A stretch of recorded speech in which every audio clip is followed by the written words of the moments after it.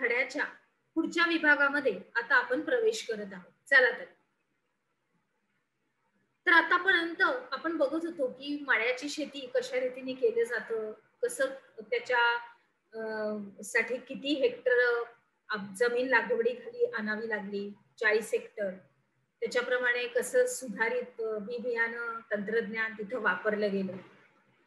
तसंच काही तिथे माणसांना सुद्धा बोलवून काम करायला लागतात आपल्याला मळ्यामध्ये.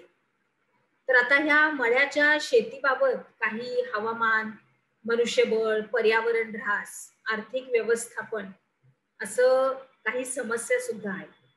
आणि या प्रकारची शेती भारतामध्ये तर आहेच, तसंच दक्षिण आशियातील काही देश आणि आफ्रिका, दक्षिण आणि मध्य अमेरिका इत्यादी प्रदेशामध्ये सुद्धा केली जाते.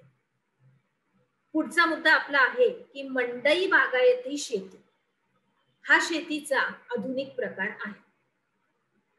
हा शेती प्रकार नागरीकरण व त्यामुळे तयार झालेल्या बाजारपेठामुळे निर्माण झालेला आहे.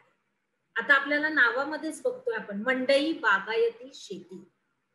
तर मग शहरी लोकांच्या मागणीमुळे ही निर्माण झालेली बाजारपेठ ओळखून ती मागणी पूर्ण करण्यासाठी शेतकरी शहराजवळच्या भागामध्येच काही भाजीपाला आणि इतर पदार्थ हे पिकवतात.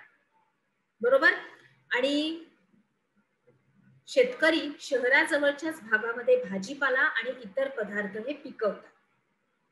त्याच्यानंतर मागणी तास पुरवठा या अर्थशास्त्राच्या नियमानुसार हा बागायती प्रकार शहरातील भाजीपाल्यांची संपूर्णपणे मागणी पूर्ण करतो. या शेतीचा आकार लहान असतो. तसंच जलसिंचनाचा वापर, सेंद्रिय आणि रासायनिक खतांचा वापर, कमी भांडवल आणि मनुष्यबळाचा वापर, बाजारपेठेची मागणी, विज्ञान आणि तंत्रज्ञानाचा वापर इत्यादी सगळ्या बाबी याच्यामध्ये समाविष्ट आहे. बरोबर. आले लक्षात? पुढे जाऊया. आता ही शेती वाहतुकीच्या सोयीवर अवलंबून असते. म्हणजे जलद वाहतूक झाली तर या शेतीतील उत्पादनाचा दर्जा आणि किंमत ठरते आणि म्हणून या शेतीला ट्रक शेती असं सुद्धा म्हटलं जातं. म्हणजेच काय तर ट्रक फार्मिंग हे नाव सुद्धा याला दिलं गेलेलं आहे.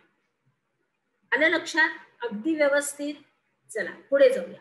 पुढचं आहे आपलं फलोद्यान फुलशेती. त्याच्याबद्दल आपण थोडक्यात माहिती तर अगोदर घेतलेली आहे.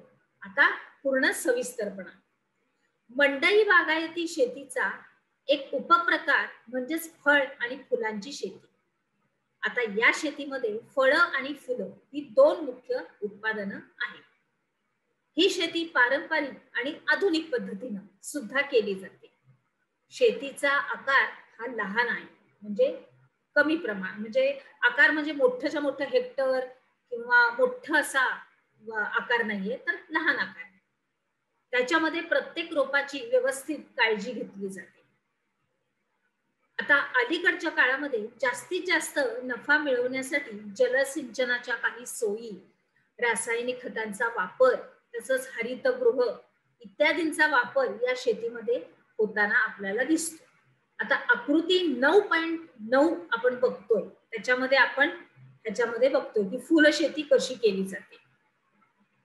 आणि फुलशेतीमधलं प्रमुख उत्पादन म्हणजे लिली, जरबेरा, ट्युलिप, डेलिया, त्याच्यानंतर शेवंती, झेंडू, निशिगंध इत्यादी फुलं यांना बाजारात चांगली किंमत मिळते. झालं? लक्षात आलं? बरोबर. आता फळ उत्पादन ते आपण बघूया. इथे आता दिसतेच आपल्याला फळ शेती किती सुंदर अशी डाळिंब लटकलेली दिसत आहे, अगदी लाल लाल भडक, आणि किती छान असं डवरलेलं असं आपल्याला ते झाड दिसतंय. तर मुद्दा स्पष्ट करूया. आंबा, सीताफळ, द्राक्ष, केळी, डाळिंब, ड्रॅगन फ्रूट, त्याच्यानंतर चेरी, संत्री, रासबेरी, स्ट्रॉबेरी, मलबेरी इत्यादी देशी विदेशी फळांचे उत्पादन या फळ शेतीत घेण्यात येतं. आता आकृती 9.10 तर आपण बघितलीच. तसंच महाबळेश्वर, पाचगणी, पुणे, नागपूर, जळगाव, नाशिक इत्यादी ही ठिकाणं ही उत्पादनं करतात. तसंच भूमध्य सागरी हवामानाचा प्रदेश, तसंच फ्रान्स आणि इटली हे देश ही फळं आणि फुलांच्या शेतीसाठी अगदी प्रसिद्ध आहे. आलं लक्षात? पुढे जाऊया. आपण काय शिकलो या विभागामध्ये आपण बघणार आहोत की टिपा लिहा या अंतर्गत फलोद्यान आणि फुलशेती ह्याच्याबद्दल आपल्याला लिहायचं आहे. म्हणजेच एकच आहे ते, पण त्याच्याबद्दल तुम्हाला विस्तृतरित्या माहिती लिहायची आहे.